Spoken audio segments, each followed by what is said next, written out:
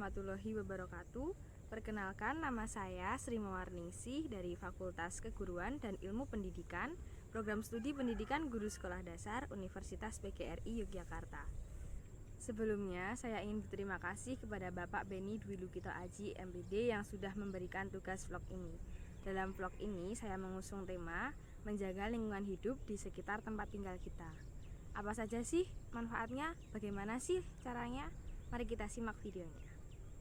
Menjaga kebersihan lingkungan, kedengarannya memang mudah dilakukan.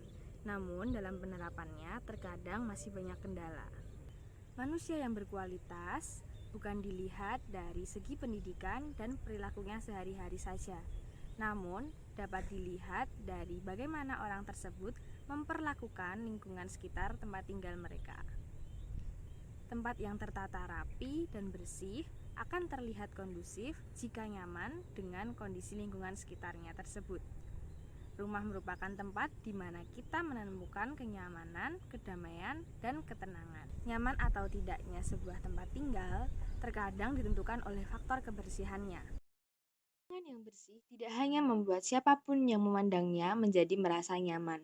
Lingkungan yang bersih juga akan memberikan manfaat yang banyak termasuk dalam pengendalian penyakit. Lingkungan hidup yang kurang baik akan mengakibatkan hal-hal yang tidak baik juga tentunya.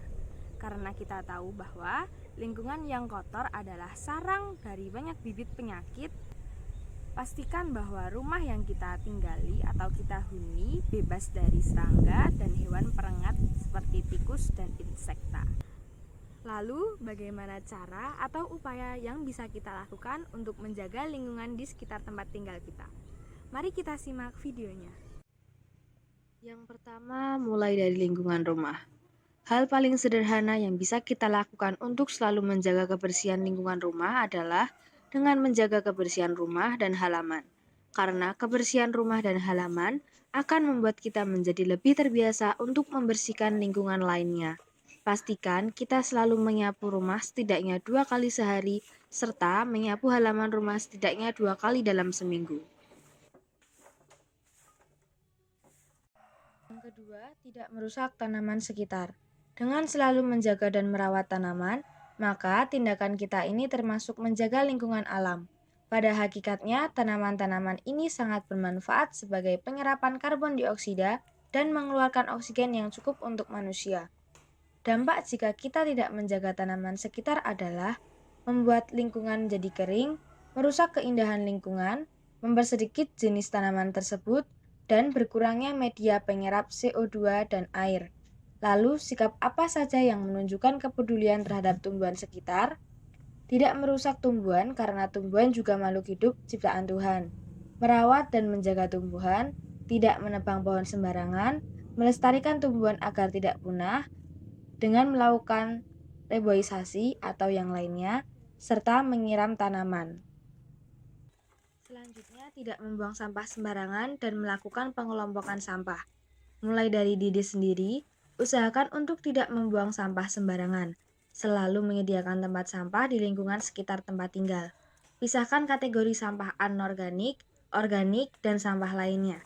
Sampah organik digunakan bagi limbah sisa makanan atau dedaunan kering. Sementara itu, sampah anorganik digunakan untuk mengumpulkan limbah plastik. Sampah lainnya dapat dibedakan untuk limbah botol, besi, kaleng, dan lain sebagainya. Selanjutnya, menghemat penggunaan listrik. Ingatlah untuk selalu mematikan lampu, kipas angin, TV, dan lainnya saat tidak digunakan. Memanfaatkan sinar matahari dengan lebih baik dan menghindari penggunaan lampu buatan di siang hari. Mencabut striker alat elektronik saat tidak digunakannya. Selain membantu lingkungan, hal ini juga akan menghemat pengeluaran listrik. Menghemat penggunaan air. Air merupakan elemen dasar yang dibutuhkan makhluk hidup untuk bertahan. Kini ketersediaan air bersih semakin berkurang. Maka dari itu, ada baiknya untuk memulai menghemat penggunaan air. Gunakan air secara bijak dan seperlunya saja. Selanjutnya, lakukan langkah 3M, menutup tempat penyimpanan air, menguras bak mandi secara rutin, dan mengubur barang-barang bekas. Juga selalu terapkan 3B, biasakan hidup sehat, bersihkan segala sesuatu yang kotor, serta buang sampah di tempat yang sudah disediakan. Mengurangi penggunaan kantong plastik. Biasakan untuk selalu membawa tas ramah lingkungan setiap kali berbelanja. Mengurangi penggunaan kertas. Tahukah Anda berapa banyak pohon yang ditebang setiap tahunnya untuk menghasilkan kertas? Tentunya banyak. Jadi dengan menghemat kertas, kita dapat melakukan besar-besaran untuk menjaga lingkungan. Jika tidak ada hal penting yang untuk dicatat, maka kita tidak mencatatnya di atas kertas. Namun kita dapat mencatatnya menggunakan handphone atau aplikasi lainnya. Hal penting lainnya adalah untuk selalu rutin membiasakan gotong royong sesama warga. Biasanya kegiatan gotong royong ini akan dilakukan setidaknya sekali dalam seminggu agar lingkungan benar-benar bersih dari sampah. Jadi, ini penting untuk menjaga kekompakan antar warga agar bisa sama-sama untuk mewujudkan kebersihan lingkungan yang dibutuhkan oleh semua orang. Memberikan pemahaman yang benar termasuk tentang beberapa penyakit yang ditimbulkan dari lingkungan yang kurang bersih dan kurang sehat, serta sekaligus membudidayakan gerakan kebersihan yang teratur sejak dini dapat dijadikan sebagai langkah utama untuk memulai peduli terhadap kebersihan lingkungan. Karena pentingnya menjaga lingkungan akan berdampak pada masyarakat sekitar. Yang pertama, masyarakat menjadi lebih teratur dan tertata rapi sehingga terjadi keseimbangan dan keselarasan antar lingkungan rumah dan alam sekitarnya. Yang kedua, menghindari sedini mungkin perkembangbiakan nyamuk dan serangga lain penyebab munculnya penyakit, yaitu dengan cara membersihkan seluruh selokan dan tong sampah.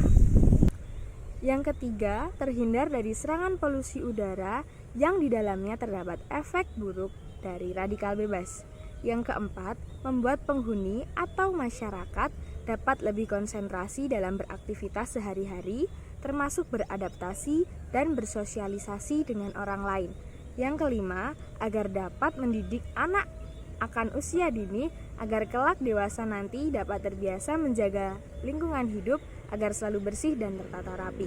Yang keenam, agar pemandangan sekitarnya tampak lebih indah dan menarik untuk dilihat. Yang terakhir, agar masyarakat lebih memahami bahwa pengaruh lingkungan hidup yang bersih dan rapi dapat meningkatkan kualitas sumber daya manusia yang lebih kreatif bagi seluruh masyarakat dan mampu memperbaiki kualitas belajar terutama pada anak yang masih sekolah.